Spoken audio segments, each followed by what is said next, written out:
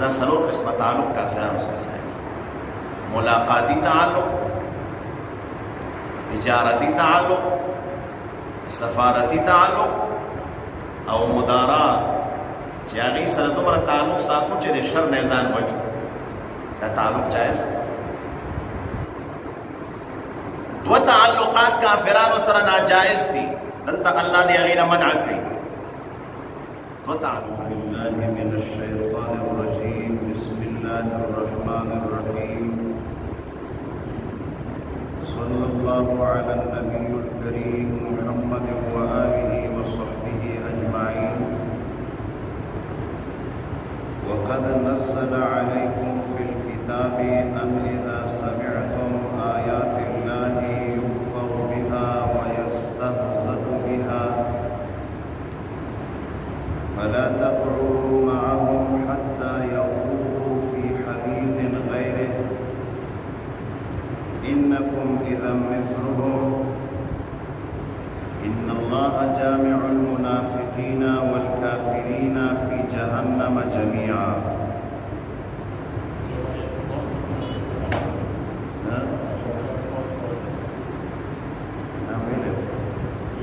فإن العزة لله جميعا.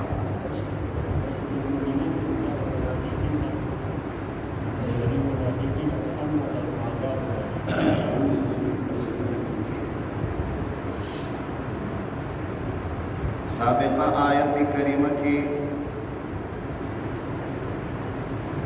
اللہ تعالیٰ دا حکم کو چې کافرانو سره یارانه او دوستانه مکوئ.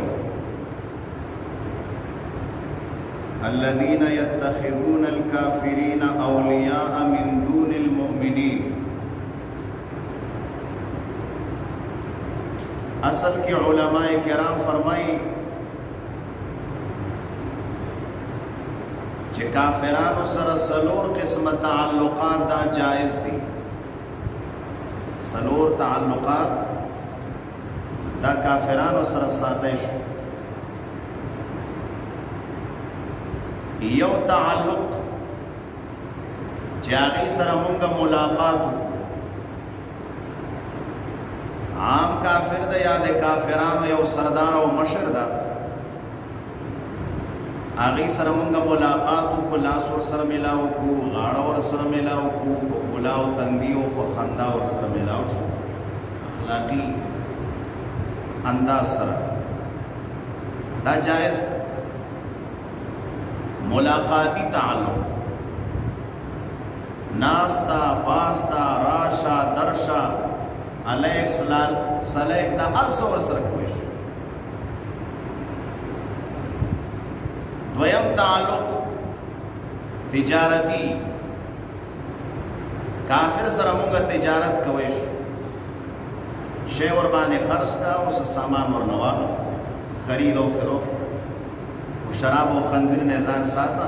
هغې خرید او فروخت مه کوه، ځکه هغه زموږ اسلام کې جایز دی.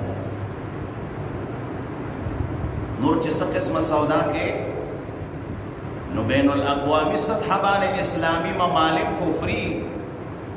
ملکونو سره تجارت کوي، په سمندرونو باندې پټ پټ تجارتونه کوي، جایز دی. مونږ هغوی ته غنم ورکوو، هغې نه وریجه واخلو، وریجه ورکوو او د هغې نه سبل شی واخلو. دا ملکونه داسې تجارت کوي، یو ملک یو پیداوار زیات شوی، هغه د دې ملک د اخراجاتو نه سوا او زیات وي، نو دغه پیداوار بیا په بل ملک باندې خرڅ کړي، د هغې بدل کې هغه شی واخلي چې د ملک کې کم وي. په دغه باندې دا ټول نظام چلېږي. تجارتی نظام، تجارتی تعلق هم جایز دی. دریم تعلق سفارتی تعلق، بین الاقوامی سطح باندې مونږ د کافرانو سره په یو دنیا کې اوسو، نو بعدې کارونو کې هغې مونږ ته محتاج دي، مونږ هغې ته محتاج یو، نو بیا مونږ وفد ورولېږو، سفیران او نمایندگان ورولېږو، هغې سره مذاکرات او خبرې وکړي، څه ضرورت وي د هغې ټیم او د هغې وفد مونږ کره راشي او مونږ سره خبرې وکړي.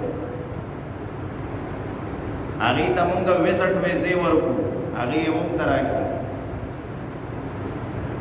نو یو بل ملک ته نمائندگان او سفیران او وفدونه مذاکراتی دا ورتلای وراتلای شي سفارتی تعلق جائز دی د انګریزانو سفارت خانه دلته اسلامی ملک موجود ده امریکایي سفارت خانه موجود ده داسې د ټولو کافرانو سفارت خاني او زمونږ هلته دي دا تعلق جائز ده په اسلام څلورم تعلق چې کافرانو سره جائز ده هغې ته مدارات وایي مدارات دې ته وایي یو کافر سره د کفر ډېر ظالم دی بدماش دی لکه دور حاضر کې امریکا چاته یې خوښه شي نو بس پې شروع کړي ظالم د سترګې سرې وي ډنډه یې لاس کړي نو که تعلق ور سره نه ساتي ضرر او نقصان یې درته رسېږي په خیر دې نه پرېږدي د مجبورۍ د وجه نه چې شر یې راونه رسېږي تعلق ور سره وساتي بعضې اوقات سړی د بدماشانو سره د غونډګانو سره ظالمانو سره ښې او بده کې شریک شي په دې وجه وایي چې د شر نه محفوظ شو شریر انسان نه چې بایکاټ او قطع تعلق ور سره وکړو نو هسې نه چې راپېکر یې شي نو بې عزته کوي مو نو بیا سړی مجبورن ور روان وي تعلق ور سره ساتي وایي چې د شر نه چې شر نه ځان بچو دې ته وایي مدارات نو یو کافر سره مونږ تعلق ساتو د دې مجبورۍ په اساس چې د شر نه ځان بچو خدا سے تعلق نه چې خپل اسلام او اسلامی قوانین ورته پیمال کو نه په یو خپل چوکاټ کې ورسره تعلق ساتو چې هغه دومره خوشاله وي چې مونږ ته فکر نه نو دا څلور قسمه تعلق کافرانو سره جایز دی ملاقاتی تعلق تجارتی تعلق سفارتی تعلق او مدارات چې هغې سره دومره تعلق ساتو چې د شر نه ځان بچو دا تعلق جایز دی دو تعلقات کافرانو سره ناجائز دي دلته الله دې هغې نه منع کوي دو تعلقات دي یو تعلق چې کافر سره د زړه محبت او مینه شروع کړي یارانې او دوستانې خو ډېرې وي و یو قسم یارانه داسې وي چې هسې ظاهري سلام علیکم سلام ته زما کره ښې بدې تراشه او زه تا نور د زړه مینه او محبت نه او یو داسې تعلق وي چې یو بل ته د زړه راز ورکي د زړه مینه ورکي هغې ته قلبي دوستي وایي جګري دوستي ورته وایي یاره وایي دا زما د زړه ملګری د د زړه رازونه ما ته راکړي او ما د زړه رازونه ده ته ورکړي خپل کور حالات یو بل ته سره ورکوي یو بل سره د خفیه او رازدارې مشورې کوي نو کافر سره داسې د زړه دوستي او د زړه مینه او محبت چې یو بل ته رازونه ورکړي دا جایز ده ځکه هغه زما او ستا نه د الله دشمن ده د پیغمبر دشمن ده د قرآن دشمن ده د اسلام دشمن ده دشمن ته به د کور راز نه ورکوي او که د زړه د کور راز دې ورکړه نو کافر په څه باندې بند ده هغه د وعدې او د معاهدې په څه پابند نه ده اټیک به در باندې وکړي خپله خولۍ باندې به ځان خراب کړي دا به خپله ورته هر څه ښودلي یې که نه ورځه تعلق ورسره ساده ښې او بده کې ملاقات ورسره کوه خرید و فروخت خو د زړه مینه او محبت ورسره زړه مینه او محبت سره تعلق د کافرانو سره جایز دی دویم تعلق چې کافرانو سره ناجایز ده د یو کافر سره چې مسلمان تعلق وساتي او د دې تعلق ناکاره او منفي اثر هغه ته په یو مسلمان باندې ورسېږي دا تعلق هم وساتي اوس تجارتی تعلق دا یا سفارتی تعلق دا یا ملاقاتی تعلق دا کافر سره جایز ده خو په دې تعلق کې هغه ته زموږ په یو مسلمان ورور باندې ناکاره او منفي اثر ورسېږي نو بیا دا تعلق هم ناجایز ده خو ټیک ده جایز تعلق ساتي کافر سره و د دغه جایز تعلق ناکاره اثر هلته بل مسلمان باندې پرېوځي هغې سره مسلمان خرابېږي بیا دا تعلق د کافر سره جایز دی. بطور مثال دور حاضر کې اسرائیل دی، اوس اسرائیلو سره اسلامي ملکونو تعلق کټ کړی، سفیران یې نشته، خرید او فروخت نه ورسره کوي. دا وایي زمونږ ورونو فلسطینیانو باندې ظلم کوي. ټولو اسلامي ملکونو ورنه سفارتخانې ورسره بندې کړي، تجارتونه ورسره بند کړي. اوس بعضې لګیا دي تعلق ورسره جوړوي، دا د قیامت علامین. اوس د اسرائیلو سره که سفارتي تعلق یو اسلامي ملک جوړ کړي، سفیر ورولېږي، د هغې سفیر دلته راشي، د سفارتي تعلق فی نفسه اوس موږ ویلې جایز ده، خو د دې سفارتي تعلق د اسرائیلو سره په د زمونږ ورونو فلسطینیانو باندې ناکاره اثر، ځکه تا چې سفارتي تعلق ورسره وساتي، تجارت دې ورسره کولاو کړه، خو اسرائیل مضبوط شول. چې مضبوط دې کړو نو هغلته ورونه دې نور پې فرار کړو، فلسطینیان دې نور پې نو تعلق ورسره بند کا چې هغه زموږ ورونو حفاظت وشي. تعلق ورسره مه کولاوه ځکه فلسطینیانو ته نقصان رسېږي. نو دا قسم تعلق د کافر سره چې د هغې ناکاره اثر هلته په یو مسلمان باندې پرېوځي، دا قسم تعلق هم د کافر سره جایز دی. نو څلور تعلقات جایز دي او دوه تعلقات دا ناروا دي. دا دوه تعلقات کم ناروا دي؟ یو چې د زړه مینه او محبت به ورسره نه کوي، رازداره دوستي به ورسره نه کوي، او دویم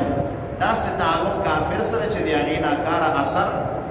په مؤمنانو مسلمانانو باندې پرېوځي. داسې وي که نه ما خدای مکه حاجي صاحب سره زما نه لګېږي او د دې حاجي صاحب بیا د دې حاجي صاحب سره نه لګېږي، نو زه چې اوس دې حاجي صاحب کره ورځم یوه ښېګړه ورسره کوم یو تعلق جوړوم، نو هلته حاجي صاحب باندې ناکاره اثر ورځي، هغه ورسره خرابېږي. کله ولې داسې وي ته خو به تعلق دې سره کوې، هغه به ورسره خفه کېږي. نو دا قسمه تعلق هم کافر سره جایز نه چې مسلمان ورور ورسره خفه کېږي. کافر خوشحاله مسلمان خفه کوي، دا قسم تعلق جایز نه. بس دې کافر سره تعلق کټ کړه چې مسلمان ته ضرر رسېږي. دې وجه د اسلامي ملکونو اتفاق وکړه چې اسرائیلو سره موږ تعلق نه ساتو، ځکه هغوی مسلمانانو باندې ظلم کوي یا مسلمانانو باندې ناکاره اثر ورسوي.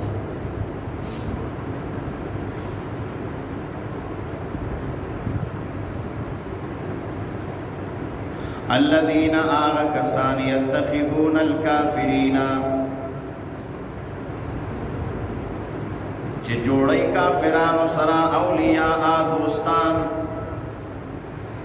کافرانو نه دوستان او یاران جوړی، من دون المؤمنین په مقابله د مؤمنانو کې. دغه د الله اشاره وکړه چې کافر سره دوستی کوي خو په ضد او په مقابل د مؤمنانو، یعنی داسې دوستی کافر سره کوي چې د دې دوستی په کافر باندې په مسلمان باندې ناکاره اثر پرېوځي. الله وایي دا به نه کوي. ایبتغون عندهم العزة، آیا دوی لټوي په نزد کافرانو العزة عزت. کافرانو سره دوستی په دې وجه کوي چې عزت ورنه طلبوي، ته عزت میلاو شي، ډالر میلاو شي، تجارت کی مترقی وشي. فإن العزة بشك عزت لله، الله لرد جميعا طول. الله وی عزت خزانه خو ما سره دي، ما سره ولې تعلق نه جوړې. ان دا ډېر احمق انسان وي چې د بنده بندگی کوي، د بنده نه غواړي الله وی ما سره تعلق برابر کا خزانه خو ما سره دي. نو ډېر زلدا د ډېر کمزوري انسان فکر او سوچ وي. دنیا کې کم بندگان چې ظاهرا لږ زورور وي، مالدار وي، او داسې خلک وي چې زورور وي، سړي ډېر وي او په چا برک نه لګوي، نو بیا دا عاجزان مسلمانان ورځي هغې ته لوښې ورکوي. موږ تاسو سره بس معاهده ده، تاسو به خدای به مو ساتي او تاسو به مو ساتئ، تعلق ورسره ساتي. دا د کم عقل انسان کار وي. خدای سره تعلق برابر کړه، تهجد او پجې نماز خدای ته وشاړه، خدای سره کانټیکټ او رابطه جوړه کړه، خدای به د حفاظت هم کوي، خدای به پیسې هم درکوي، خدای سره رسوي.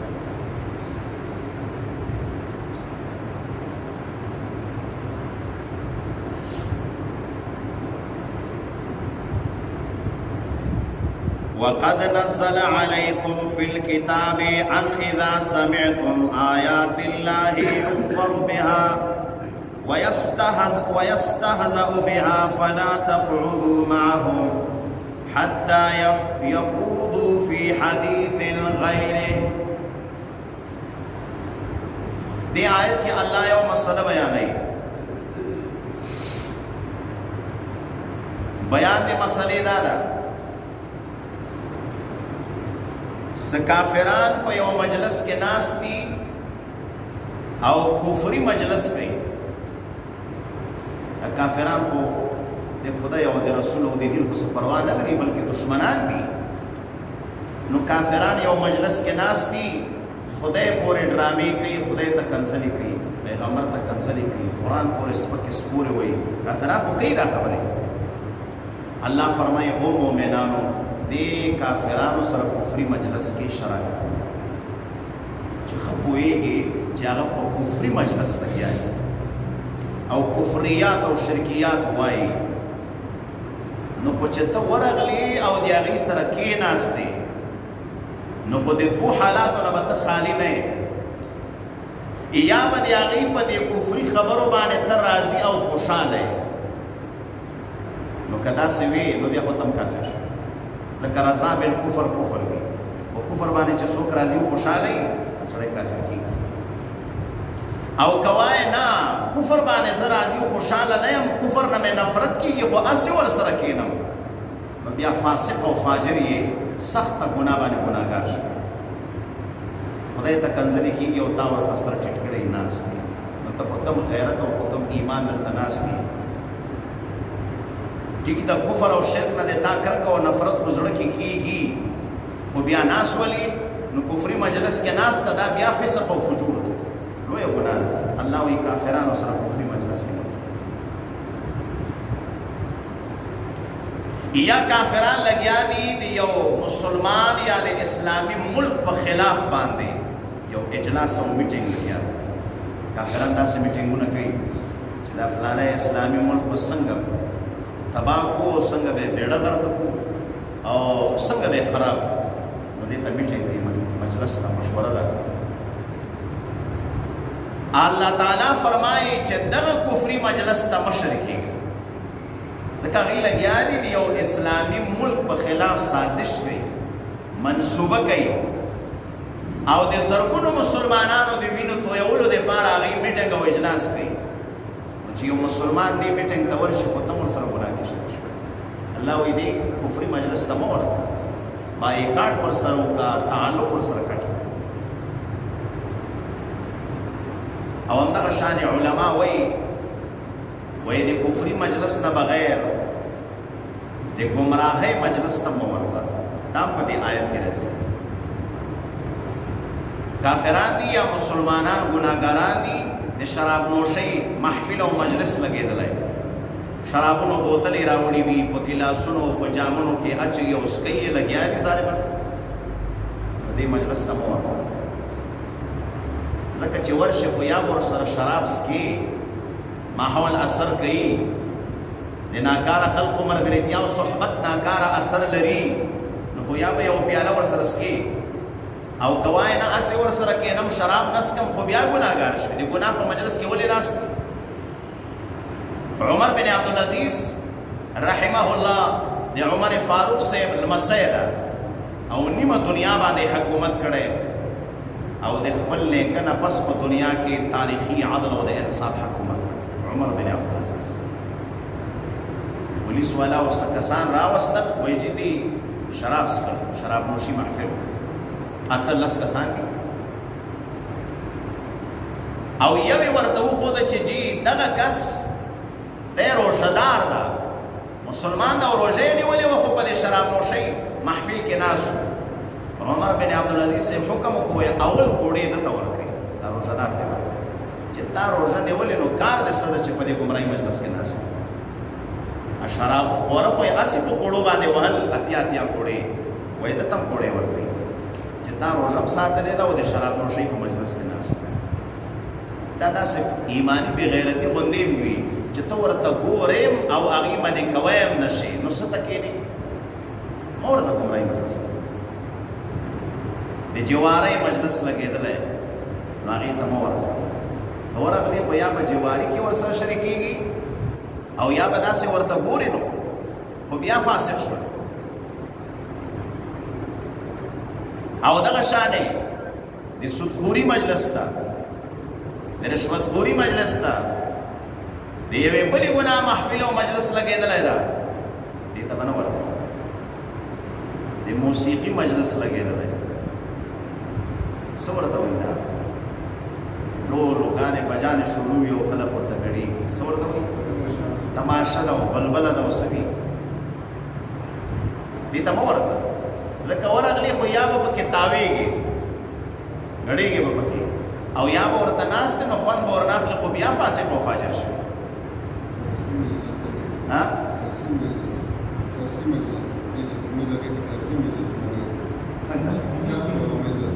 ټول ګمراهي ده که چرسو والا پوډرو افینو والا چرسیان بنګیان راجمع شي او سګرټونه ډکوي او څکي لس پنځلس کسان ما اورېدلي وو بعضې چرسیان روژه ماتې په چرسو باندې سګرټ خوله مازدیګر نه ډکي او مزېدار چې الله اکبر شي نو شروع کړي روژه برکتي دا په تماشې باندې وخندل دا شرکت کړی ده که نه تماشو کې مو شرکت کړی ده او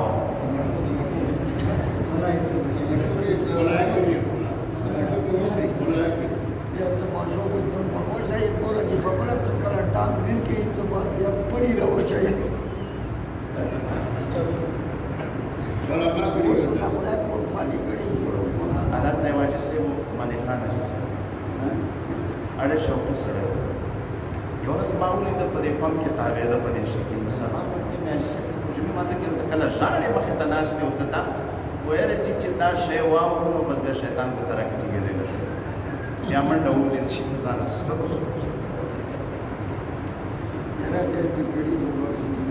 یو داسې چې ډور سرنا غانې بجانې دا پکې نه وي هسې ځوانان داسې تاویږي لاسونه وایي دا دومره پروا نه لري دې ته ګمراهي نه وایي او دا طالبان هم کوي مدرسو کې اتڼ ورته وایي کله کله ټیمکۍ میمکۍ ورسره راواخلي دا نو پروا دا موسیقي نه ده دا ګمراهي نه ده چې باقاعده ډمان ورته راولي یو ډول وي او رباب وي او سندرې وي پکې ناجایز د عشق مجازي او ګنده ګنده خبرې وي دا بیا ټولې نه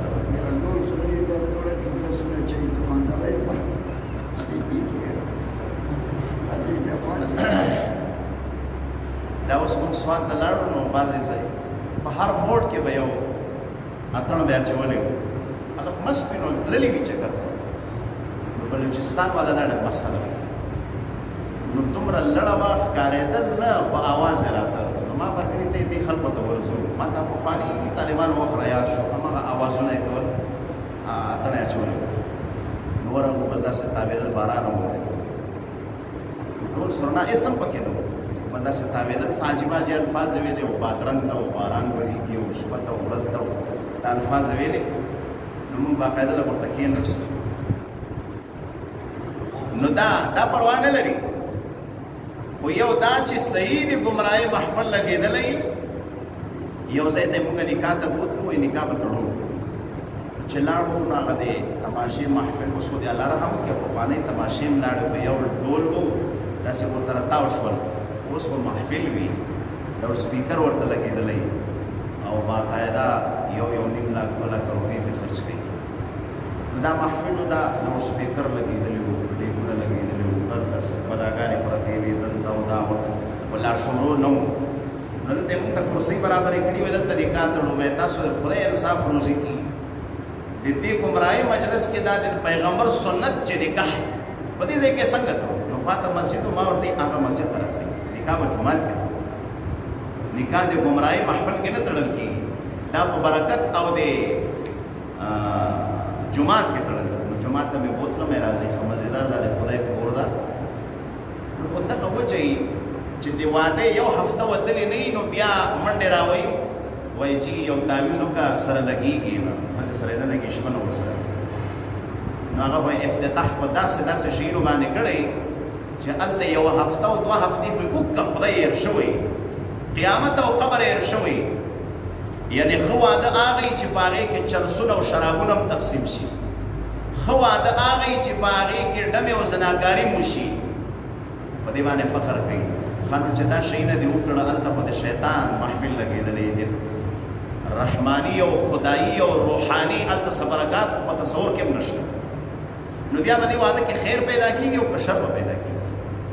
بیا د دې واده نه چې کوم بچي پیدا شي هغه بچي هغه به بیا د دې مور او پلار په خیر راضي او که تابعدار به وي او که نافرمان به وي دا ټولې لانجې دې نه پیدا کېږي بیا چې ماشوم پیدا شي دا زنانو ته د الله هدایت وکړي دا زنانه دې شي ته ډېرې راغبې وي یوه هفته په هغه کور کې ګانې بجانې له دې ټپري کاټ ته ور واچي کیسټ دا ماشوم چې پرون خدای پاک ورکړی عظیم دی دا تنکي ماشوم ته دا ډلونه غږوي چې یوه هفته بعد یې ترور راشي نو هغه نوې راغلي هغه ته بیا کیسټ سټارټ کړي بیا چې بله راشي نو یوه هفته ډلونه نو پکار دا ده چې ماشوم پیدا شي یو وخت کې اذان بلکې اقامت چې اول دی الله اکبر الفاظ دی هغه دماغ او قلب ته لاړ شي او چې دا ډلونه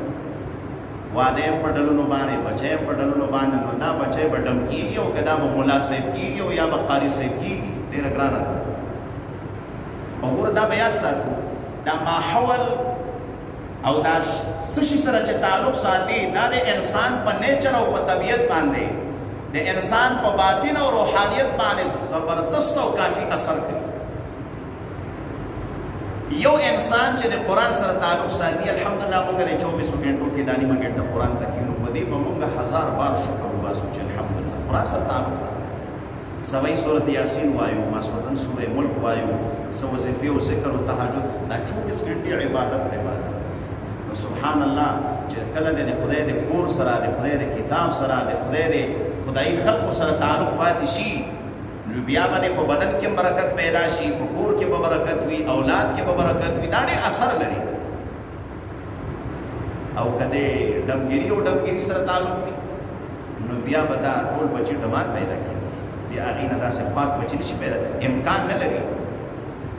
یو وسپنه چې راواخلې اور ته یې ور واچوې نیمه ګنټه پس هغه توره وسپنه تکه سره سکروټه شي ماحول اثر لري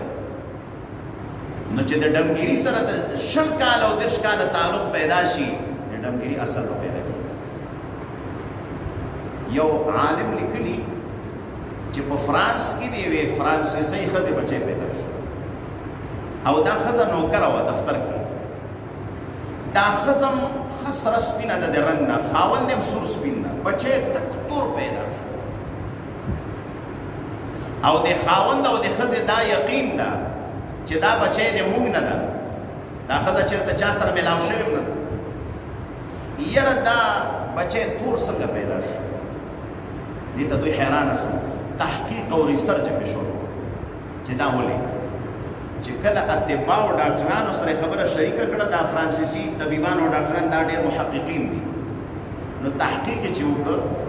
دا ښځه 15 کاله په دې دفتر کې نوکره وه نو کوم ټیبل باندې چې دې کار کاو 15 کاله د دې مخې ته یو بت لګېدلی د انسان شکل د خو تک تور انسان په تک تور رنګ کې نو خو دا ټول کال چې دا د 18 غنټې په دې ټیبل باندې ناست دی نو نظر یې په هغه تور بت باندې لګېږي د دې بار بار نظر د وجې نه په بدن کې دا اثر وکړه چې بچی تک تور پیدا شو دا شیونه اثر لري اوس دې الله رحم وکړي واده په ډمتو بچی پیدا شي په ډمتو چې هوټل ته لاړ شي خوراک پکې هلته به ټي وي لګېدلې ډمګیري به شروع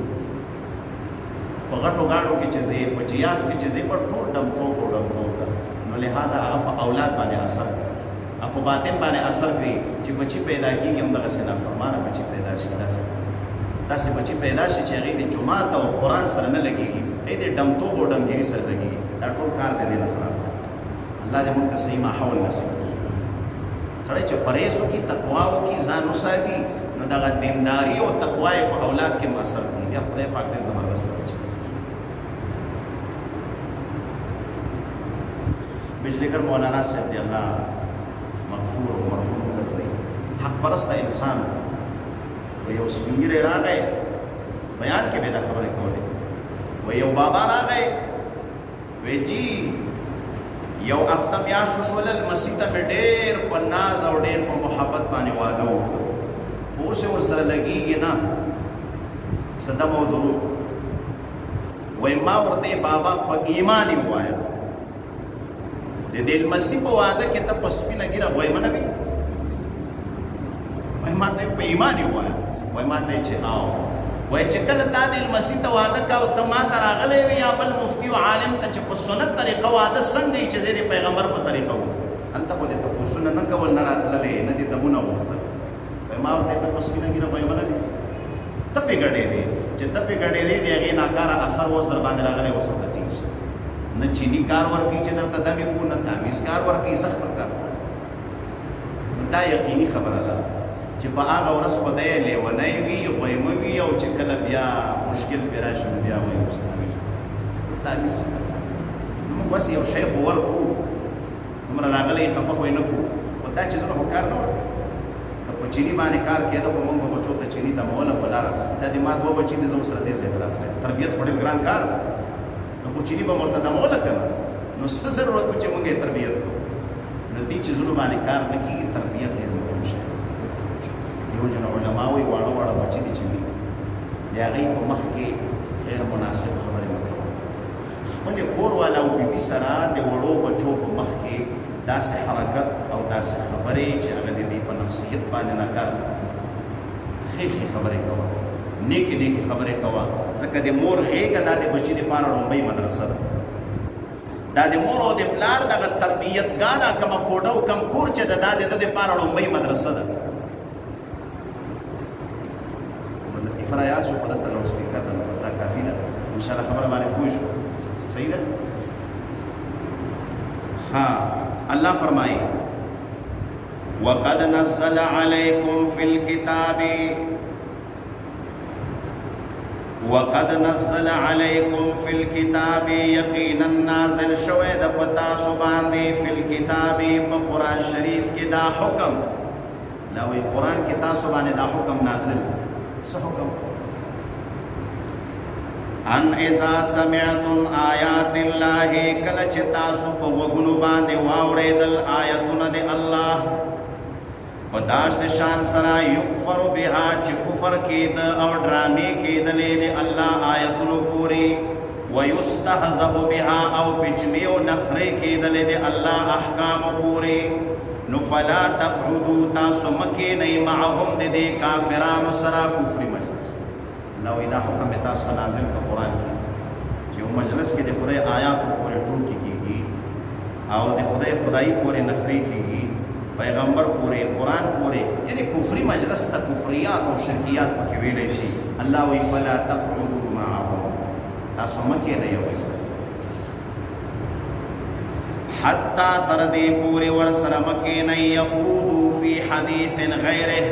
یخوضوا چې هغوی مصروف شي فی حدیث غیره په بله خبره کې دا کفري مجلس بس که او بله عامه د دنیا خبره شروع کړو نو که بیا ورغلې کېناستې پروا نه لري اوس مجلس بدل شو او چې څو پورې دا کفري مجلس روان وي الله وایي فلا تقعدوا معهم مه ورسره کښېنئ ځکه مه ورسره کښېنئ انکم یقینا تاسو اذن په دغه وخت کې چې یو ځای ورسره کښېنئ مثلهم د هغوی په شان به شئ الله وی هغې کافران د کفري خبرې کوي چې ته ورسره کښېناستې نو د تا او د هغه څه فرق شو خو ته هم د هغې په شان شو که د خدای عذاب پرې راشي نو تا به د هغې سره په یو ځای رانیسي ان الله بېشک الله تعالی جامع المنافقین را جمع کوونکی د منافقانو ده والکافرین او د کافرانو ده فی جهنم په جهنم کې به را جمع کوي جمیعا ټول الله وی څرګند کافران او پټ کافران دا منافقان پټ کافران الله وی دا ټول به را جمع کوم په یو جهنم کې د دوی په آخرت کې یو کور بس دا نور به سبب وکړي اللهم صل على سيدنا وعلى ال سيدنا مولانا محمد وبارك وسلم ربنا اغفر لي ولوالدي ولجميع المسلمين والمسلمات